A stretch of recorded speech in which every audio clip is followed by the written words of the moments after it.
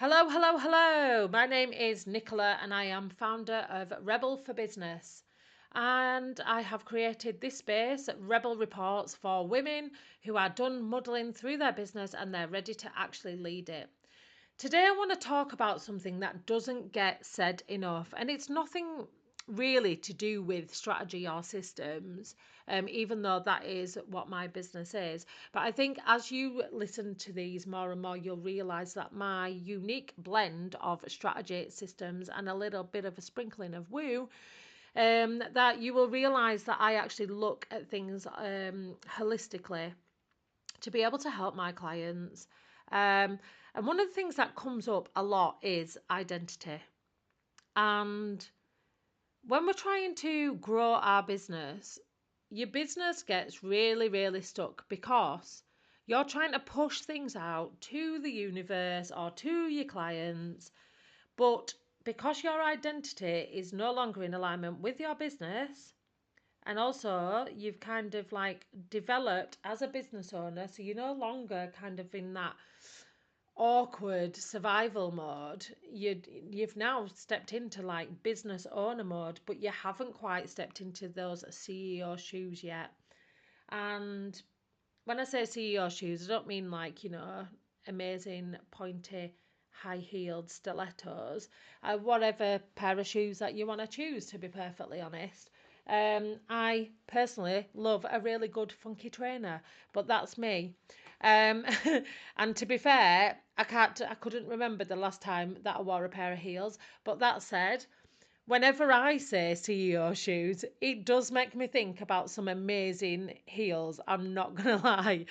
Um, but yeah, so what I really want to speak about though is the identity of the woman who's running the business and how when you don't kind of recalibrate your identity as your business grows, your business gets stuck. So it's something that I see constantly. And it's not that the women that come to me are not capable because they are fucking amazing. And quite often, these clients can be pretty much fully booked. She's put in loads of hours, she's invested in the courses, in coaches, and she's done everything that she was supposed to do.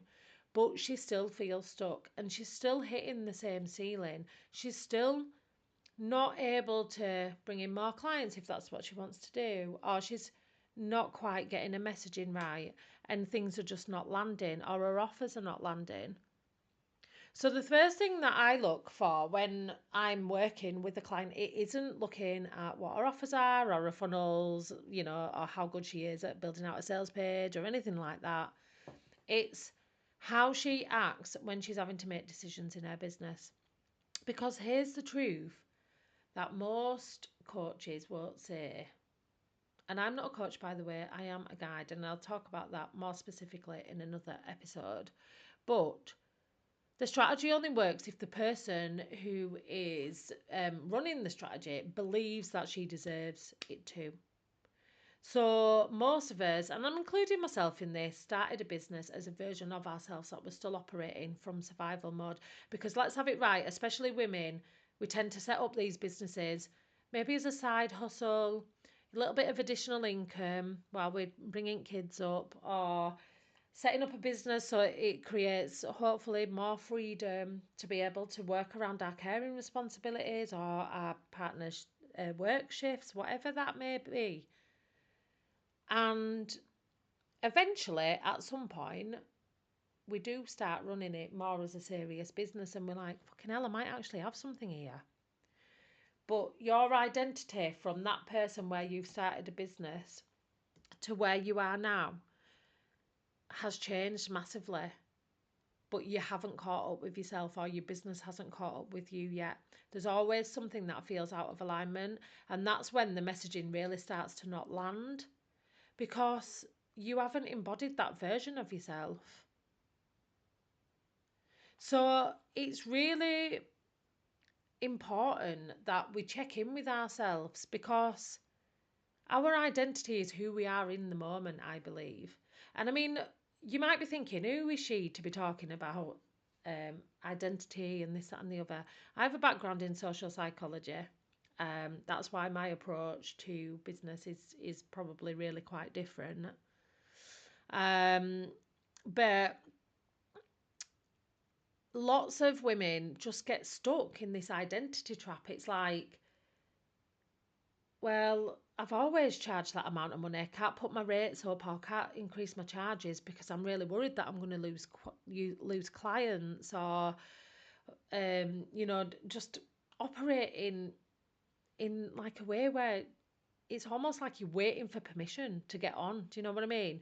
You're not putting yourselves out there. You're not wanting to get visible because you don't know what people might say about you. Sally Ann from down the road might have something to say about what your hair looked like that day. Who gives a fuck? You've got to make that identity shift. Don't be scared about charging properly.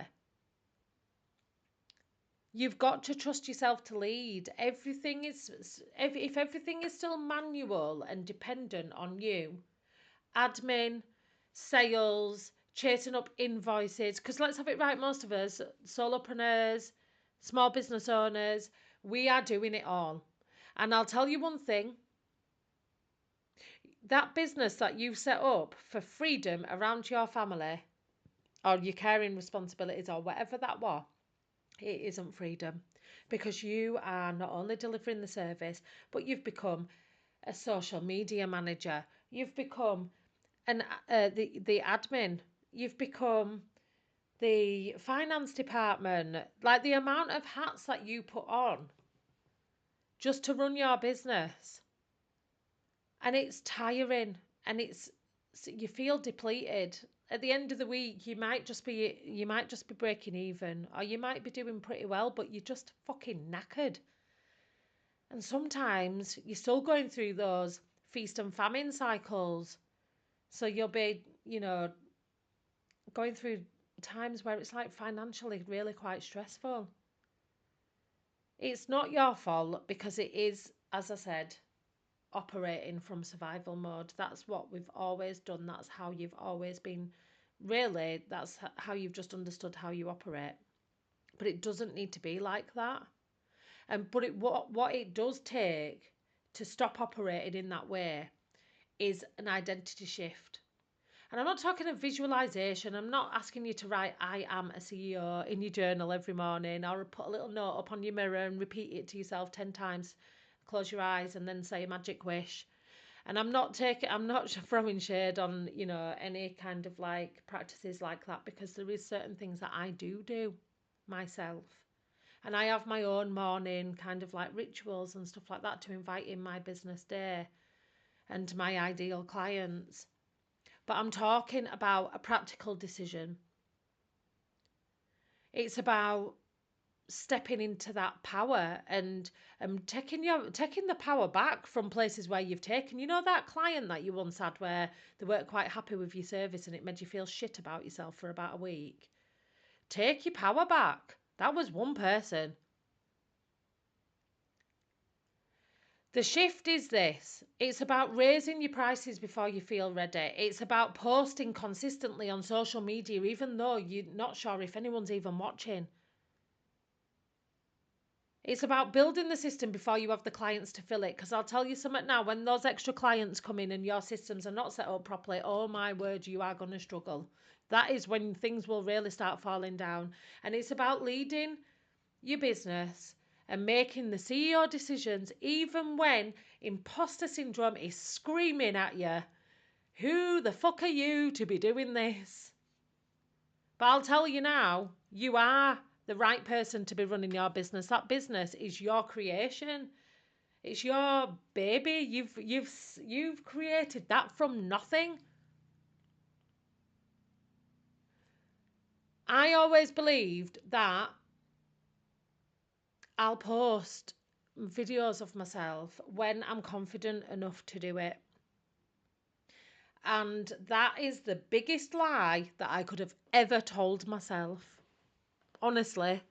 Because the only way that I got confident about posting myself, whether it's like this, just an audio, whether it's a video, whatever, the only way that I did it was to build my confidence was through doing it.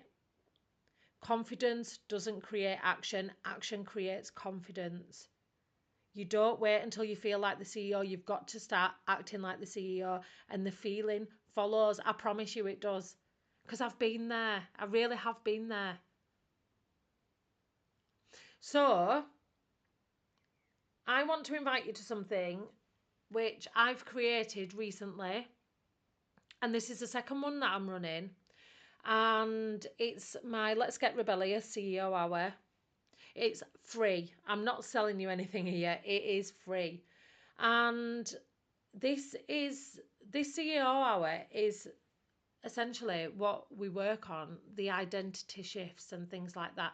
Each month has a different theme. So each month you will be essentially learning a different angle or something like that.